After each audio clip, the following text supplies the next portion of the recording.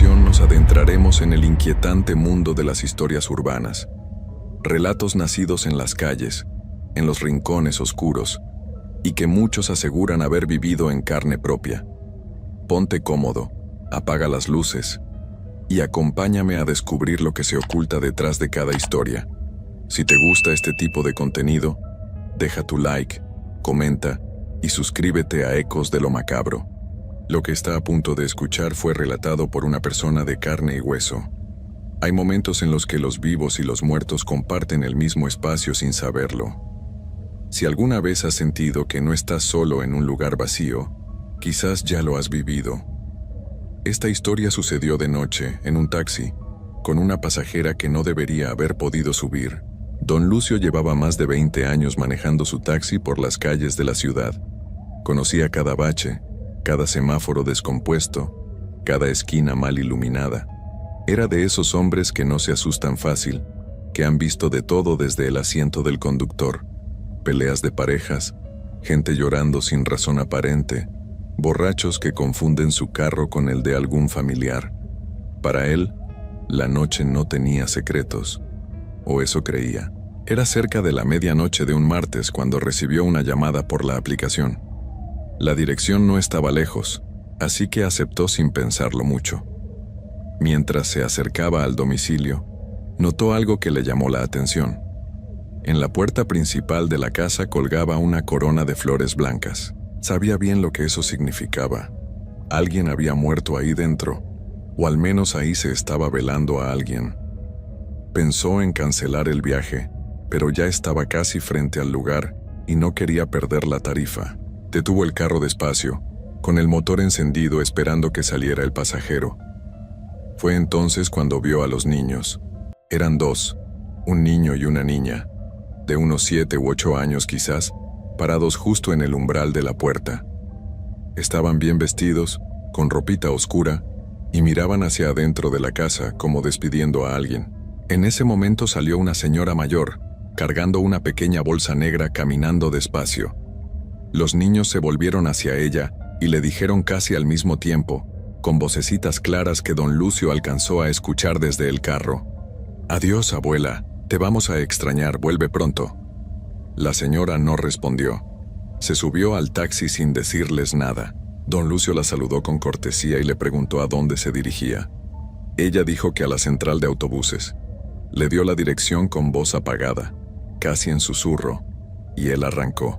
Desde el primer momento notó el olor. Era un aroma dulce, muy intenso, como a flores mezcladas con algo que no supo identificar bien. Algo que olía a jazmín, pero también a algo más pesado, más cerrado, como el aire de un cuarto que lleva mucho tiempo sin abrirse. No era desagradable al principio, pero tampoco era normal. Llenaba todo el carro de una manera que incomodaba sin que uno supiera bien por qué. La señora iba vestida completamente de negro, con un rebozo oscuro que le cubría la cabeza y parte de la cara. No hablaba. Solo miraba hacia adelante o hacia el vidrio de la ventana, con esa quietud que tienen las personas cuando están cargando algo muy pesado por dentro. Don Lucio respetó el silencio. Era algo que había aprendido con los años. Hay pasajeros que quieren conversar y pasajeros que necesitan que nadie les diga nada. Ella, sin duda, parecía ser de los segundos, pero a los pocos minutos comenzó a llorar. No fue un llanto ruidoso ni dramático. Fue ese tipo de llanto que duele más, el que sale despacio, en silencio, como si la persona llevara mucho tiempo aguantándolo y ya no pudiera más. Los hombros le temblaban ligeramente, y de vez en cuando soltaba un suspiro profundo que a don Lucio se le metía directo al pecho. Él no era un hombre de pocas palabras cuando alguien sufría. Tenía esa costumbre, a veces buena y a veces no tanto, de intentar consolar a la gente. Le dijo que no se preocupara, que todo pasaba, que las penas con el tiempo se iban haciendo más llevaderas. La señora no respondió, pero el llanto siguió. Entonces don Lucio hizo algo que hacía seguido con los pasajeros que veía mal. Sacó un pañuelo limpio del compartimento entre los asientos y se lo extendió hacia atrás, sin voltear del todo, solo estirando el brazo. Ella lo tomó. Y en ese instante, cuando los dedos de la señora rozaron los suyos, don Lucio sintió algo que le heló la sangre. La mano estaba completamente fría. No fría como la de alguien que viene de estar afuera en el frío de la noche. Fría de una manera distinta. Una frialdad que no tenía temperatura, que no tenía calor humano de ningún tipo, como si estuviera tocando algo que nunca en su vida había tenido calor. Soltó el pañuelo de golpe y puso la mano en el volante, apretándolo con más fuerza de lo necesario. Se dijo a sí mismo que estaba exagerando, que quizás la señora simplemente tenía mala circulación, que la noche estaba fresca, que había 1000 razones posibles para que una mano estuviera así de fría. Siguió manejando en silencio. Las calles estaban casi vacías a esa hora. Los semáforos parpadeaban en amarillo y las luces de los postes iluminaban el asfalto con esa luz anaranjada que hace que todo parezca de otro tiempo. Conforme avanzaban, las zonas de la ciudad iban siendo más iluminadas, y don Lucio podía ver mejor a su pasajera por el espejo retrovisor. Fue en uno de esos momentos, cuando pasaron bajo una lámpara brillante, cuando pudo verle la cara con claridad. Era una mujer mayor, de unos 70 años quizás, con el rostro surcado de arrugas profundas. Pero lo que más le impactó no fue su edad, sino su expresión. Era una cara que cargaba un dolor viejo, no de esa noche ni de esa semana, sino de años. Los ojos los tenía rojos e hinchados de tanto llorar, con unas ojeras tan marcadas que parecían moretones. Los labios los apretaba como si estuviera mordiéndose las palabras para no soltarlas. Era la cara de alguien que ha sufrido demasiado durante demasiado tiempo y ya no sabe hacer otra cosa que cargar con eso en silencio. Don Lucio quiso decir algo que le ayudara. Pensó en los niños que había visto al principio del viaje, en cómo la habían despedido con tanto cariño, en que al menos tenía familia que la quería. Le pareció que eso podría animarla un poco, recordarle que no estaba sola, así que, en el tono más amable que pudo, le dijo que se alegraba de saber que sus nietos la esperaban con tanto cariño en casa, que había sido bonito ver cómo la despedían, que tener familia así era una bendición grande. Hubo un silencio corto pero denso, de esos que se sienten físicamente, como si el aire dentro del carro se hubiera vuelto más pesado de un momento a otro. Y entonces, la señora dejó de llorar, no poco a poco, sino de golpe, como si alguien hubiera apagado un interruptor. Don Lucio lo sintió antes de verlo, esa especie de cambio en el ambiente, ese instante en que uno sabe que algo está mal sin saber todavía qué es exactamente. La señora se quitó el rebozo de la cara de un movimiento lento y lo bajó hasta los hombros. Don Lucio la vio en el espejo, y algo dentro de él le dijo que se quedara con los ojos en el camino, pero no pudo evitarlo. Ella lo miraba directamente, con esos ojos rojos fijos en el retrovisor, y su expresión ya no era de dolor, era de otra cosa. Era de una rabia contenida, fría, que daba más miedo que cualquier grito.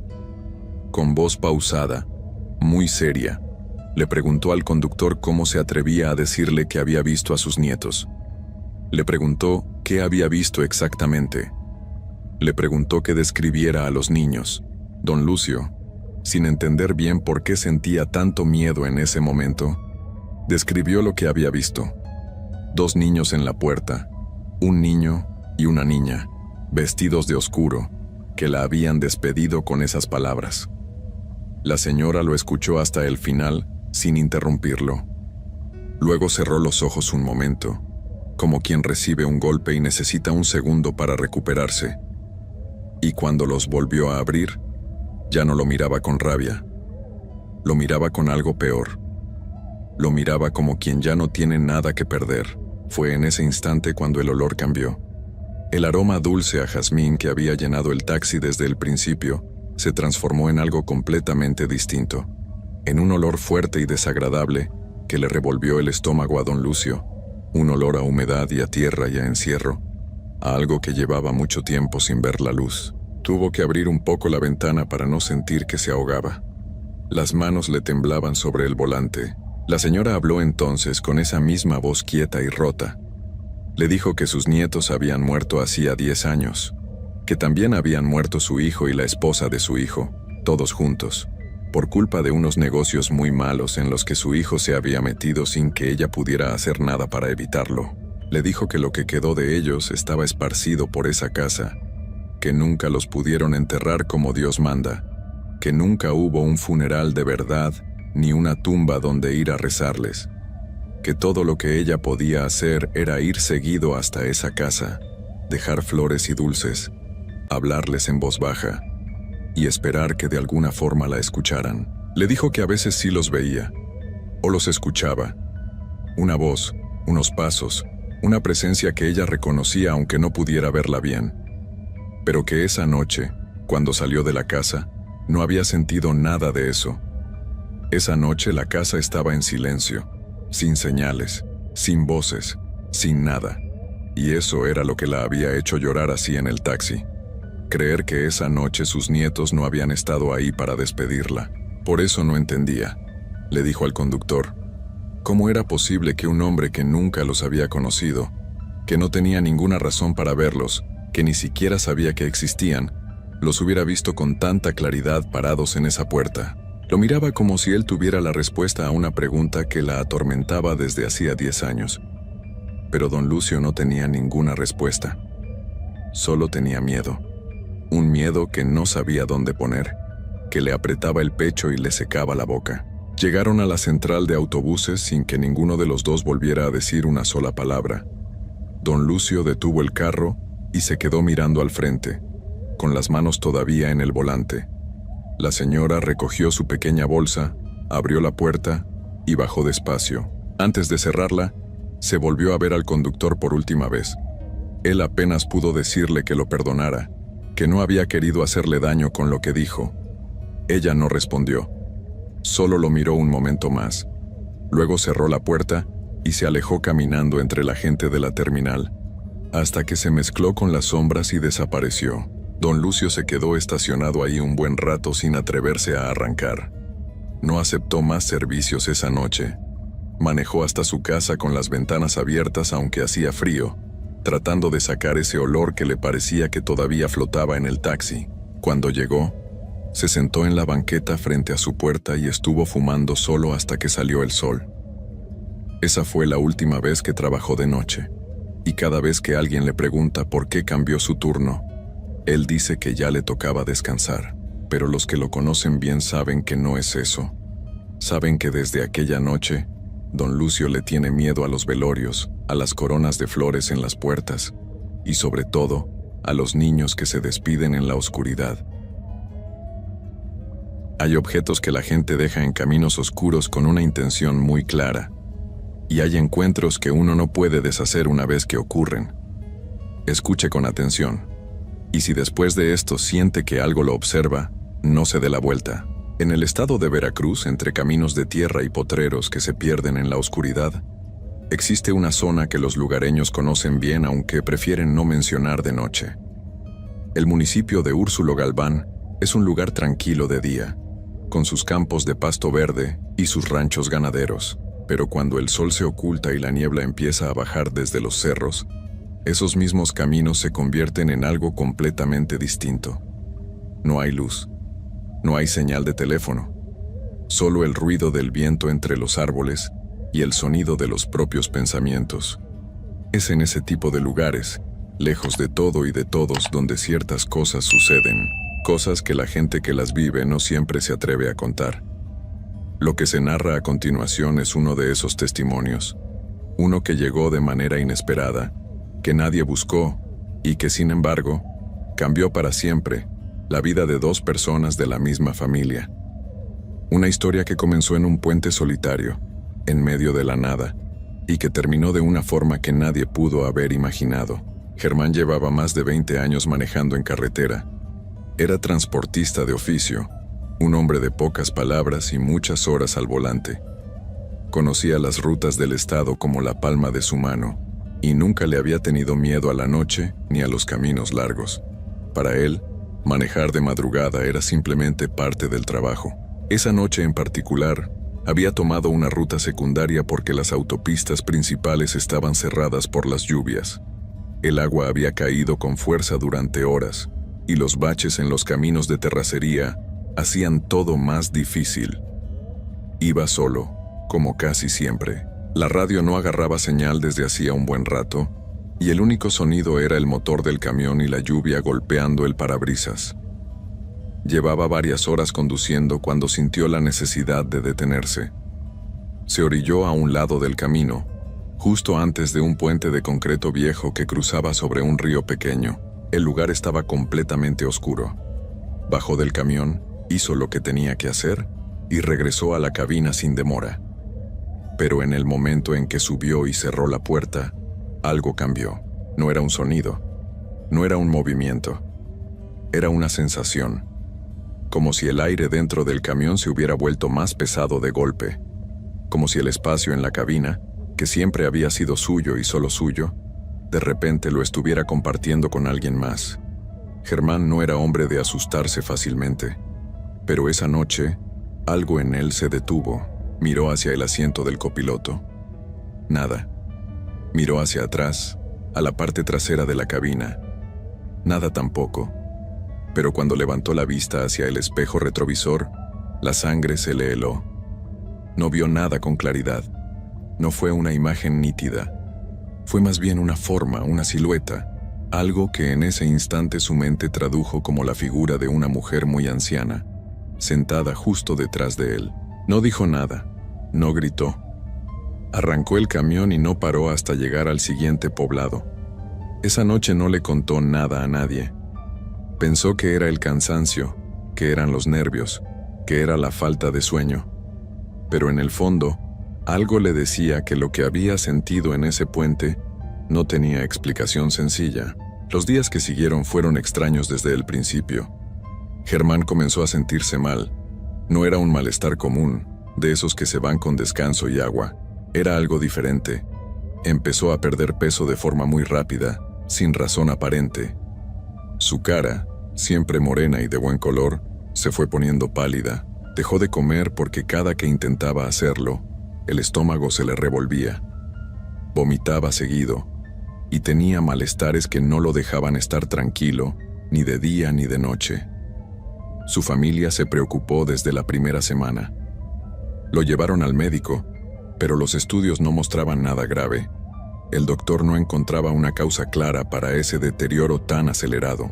Germán, que había sido un hombre fuerte y sano toda su vida, se estaba apagando frente a los ojos de todos. Él mismo sabía que algo no estaba bien, pero no lograba ponerle nombre a lo que sentía.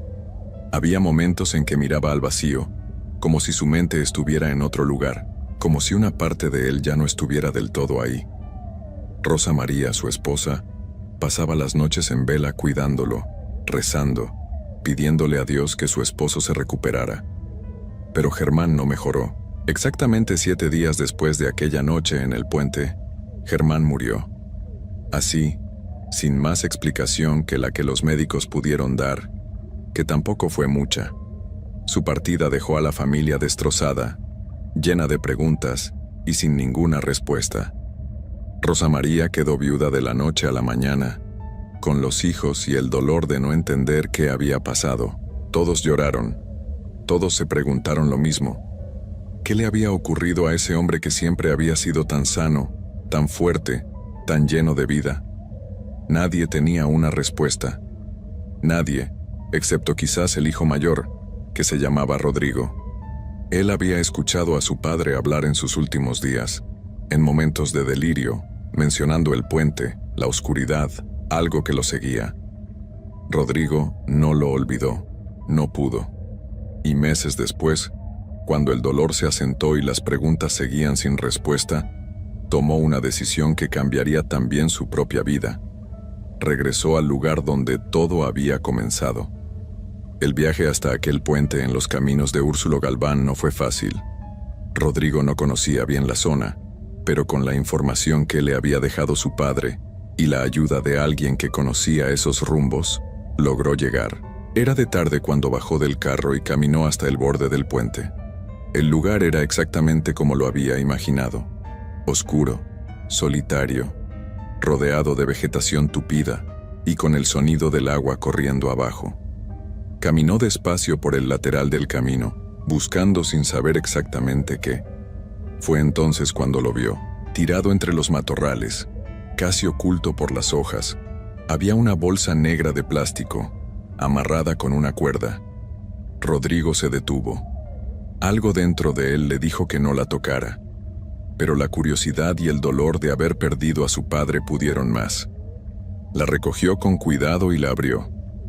Dentro encontró frascos pequeños con líquidos de colores oscuros, hierbas secas atadas con hilo rojo, y fotografías de personas que él no reconoció en un primer momento, pero que al mirarlas con más calma, le produjeron un escalofrío que le recorrió todo el cuerpo.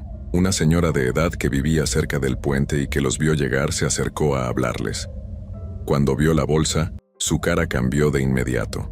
Les dijo, sin rodeos, que ese puente era un lugar conocido en la zona por ser un punto donde la gente dejaba ese tipo de cosas. Trabajos, los llamó ella. Trabajos que la gente encarga cuando quiere hacerle daño a alguien. Dijo que no era la primera vez que encontraban cosas así por ahí, que ese tipo de lugares lejos de todo y cerca del agua son elegidos a propósito. El cruce de caminos, el río, la soledad, todo eso forma parte de algo que ella prefirió no explicar con muchos detalles. Solo les advirtió que no debían llevarse nada de ahí. Pero ya era tarde. Rodrigo ya había tocado la bolsa, ya la había abierto. Y sin saberlo, según le explicaría después una curandera del pueblo, había cometido el mismo error que su padre, aunque de una forma distinta. Rodrigo llevó lo que encontró a una mujer conocida en la región por tratar ese tipo de asuntos. Una curandera de edad avanzada, de pocas palabras y mirada seria, que al ver el contenido de la bolsa, no dijo nada por un momento. Solo observó. Luego levantó la vista y lo miró directo a los ojos. Le preguntó si él había tocado los frascos con las manos. Rodrigo respondió que sí. La mujer cerró los ojos un instante y luego dijo algo que Rodrigo no esperaba. Le dijo que lo que tenía enfrente era un trabajo hecho para llevar a alguien a la muerte. Que su padre, al detenerse en ese puente y caminar por ese lugar esa noche, había activado sin querer algo que no estaba destinado para él. O quizás sí, nunca se sabe. Y que ese algo ya había cumplido su propósito. Luego le dijo, con una calma que resultaba más perturbadora que cualquier grito, que ella no podía hacer nada, que cuando ese tipo de trabajos ya había cobrado lo que buscaba, el daño no se deshacía. Rodrigo regresó a su casa con más preguntas que respuestas, y con algo más que no supo identificar en ese momento. Una sensación, un peso, como si algo lo hubiera seguido desde ese puente hasta su propia puerta. Los primeros días no notó nada fuera de lo común, pero después empezaron las cosas pequeñas. Ruidos en la noche que no tenían explicación, sueños que no recordaba al despertar pero que lo dejaban agotado. Y luego, lo que terminó por quitarle el sueño por completo. Empezó a verla en los espejos, no siempre, no de forma clara, pero ahí estaba. Cada vez que pasaba frente a un espejo en su casa, ya fuera de día o de noche, había un instante, solo un instante, en que detrás de su propio reflejo aparecía algo. Una forma, una silueta encorvada. La imagen de una mujer muy anciana que lo miraba desde el otro lado del vidrio. Rodrigo no sabe qué hacer, ha hablado con varias personas, ha buscado ayuda, pero nadie le da una respuesta que lo convenza. La curandera le cerró la puerta. Los que conocen del tema le dicen que lo que cargó desde ese puente no es fácil de quitar. Su madre, Rosa María, ha notado el cambio en él. Lo ve diferente, callado, con los ojos cansados. Y aunque ella no le pregunta directamente por qué teme la respuesta, en el fondo siente que lo que le quitó a su esposo ahora está detrás de su hijo. Rodrigo solo pide una cosa, que si alguien que escucha esto sabe cómo ayudarlo, que se acerque, que si alguien conoce a alguien que pueda hacer algo, que no se quede callado, y que si usted, que en este momento está escuchando esto, alguna vez encuentra algo tirado en un camino solitario, cerca de un puente, en medio de la nada, no lo toque, no lo levante, no lo abra, solo siga de largo y no mire hacia atrás, porque hay cosas que, una vez que las tocas, Ya no te sueltan,